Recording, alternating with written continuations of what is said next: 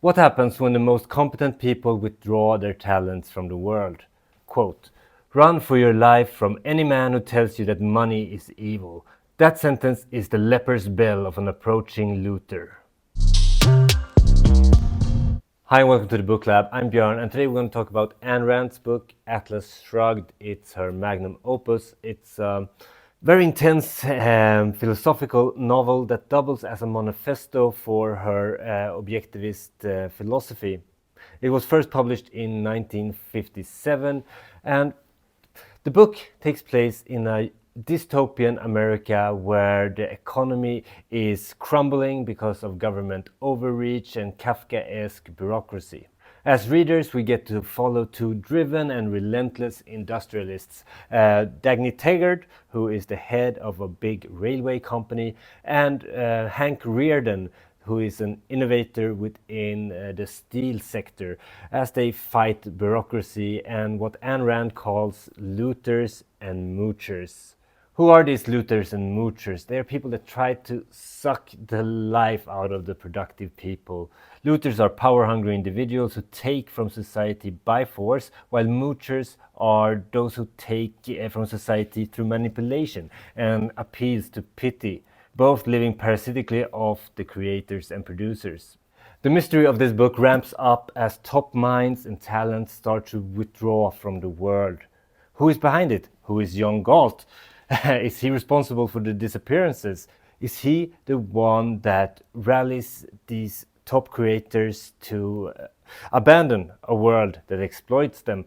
I won't go into all the details about the plot because it's pretty cool and it's really mysterious and intense to read as the puzzle pieces fall into place.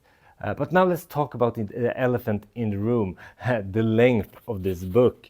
This beast of a book clocks in at over 1,000 pages, so it's quite a commitment. But if you're like me and love to have a deep world that you can dive into, then this long format allows Ayn Rand to build immersive society that and gives her space to unpack her philosophical ideas, which somewhat justifies the size of the book. But at the same time, there are very repetitive parts in this book. Sometimes it feels like Ayn Rand's trying to hammer home the same point over and over again, and it feels like you're being beaten in the head, which is a shame. A pro tip: if you feel like this format, this amount of pages is too daunting, is to pick up the audiobook version, which at least to me, it helped it become more digestible. What makes this book shine though? Well, it's a mix of mystery, romance, and high-stakes drama that keep you hooked even though there's plenty of pages. Rand's writing is punchy, straightforward, and it hammers home her critique of big government and collectivism while praising free market individualism. The book has sold over 10 million copies, and many people rank it as one of the most impactful books of all times. And it had it was trending again after the 2008 economic crisis, where banks were being bailed out, and Rand's ideas again became on the top of the agenda. It's a book that really has you think hard about how society works. But it's not perfect. The characters, I mean, they are more like symbols than real people. Her heroes, they are these flawless, rational superhumans, and the villains are just incompetent caricatures. It can also feel like propaganda at times. And these long speeches that she mixed in here, there's that 60-page radio talk by someone that just goes on forever. These episodes kill the momentum and turn into straight-up lectures. It prioritizes ideas over storytelling, and this might turn off people that are looking for more nuance. Atlas Shrugged can teach us about human nature, and this is where it gets very interesting for me. Rand is all about individualism over collectivism. She says that society's progress comes from those independent, rational minds who create and chase their own goals.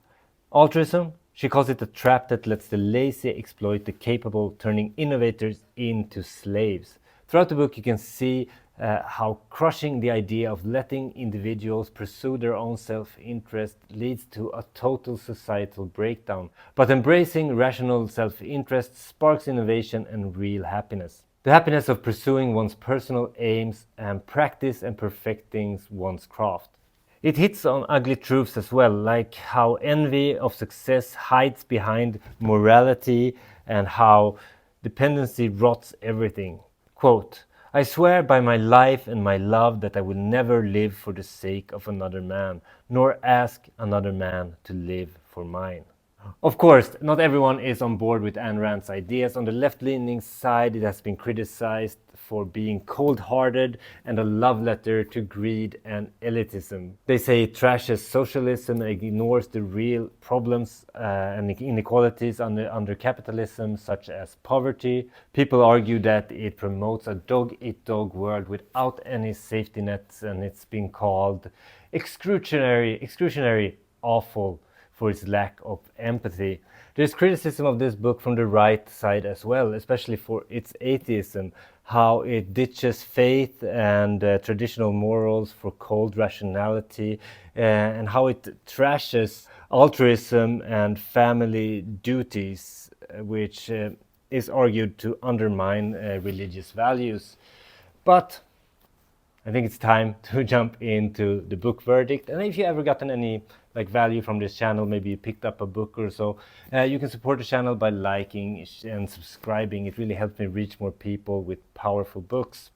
Ultimately, Atlas Shrugged is a divisive triumph. Absurd and compelling, flawed yet visionary. For me, the book absolutely absorbed me from the start. The world, the mystery and the tension captured me. I couldn't put it down. But something happened in the middle of the book. The writing became more theatrical. The dialogues felt drawn out. And of course, there was the infamous 2-hour-long radio speech in the middle of the book. That could probably have been, and probably should have been, its own essay, because it doesn't add a lot. I don't mind thick books at all if the pages are used wisely, and this book has actually a lot of fat to trim, and that should have been done. The length of the book adds to the world building, but it's misused as time as just shoving her ideologies down your throat repeatedly. I think the book actually would have been better if it wasn't so much in your face with the opinions of the author.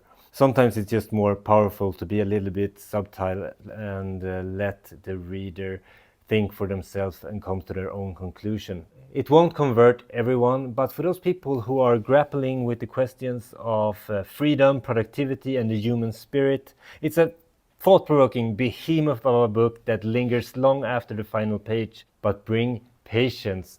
I'm glad I read this book. I think about it a lot, the ideas that are presented in this book, and kind of map them to what I see around the world. It was a powerful read. It was daunting. It was not fun all the time.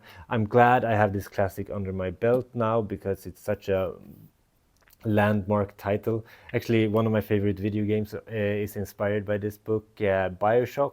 I should probably replay it now so I can see kind of the ties between this book and that video game experience.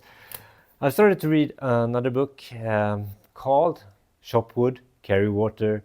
It's a mindset book, a shorter one, so I will have a review up of that soon. I'm enjoying it pretty much, but it feels like it's to a younger audience, but we will jump into it in the next review. I have some good lessons from it that I want to share with you. Let me know what you're reading in the comment and your experience of reading Ayn Rand's book. Maybe you read this one, maybe you read Fountainhead. I would love to know what you think about this author and her ideas. Thanks for this time. Björn out.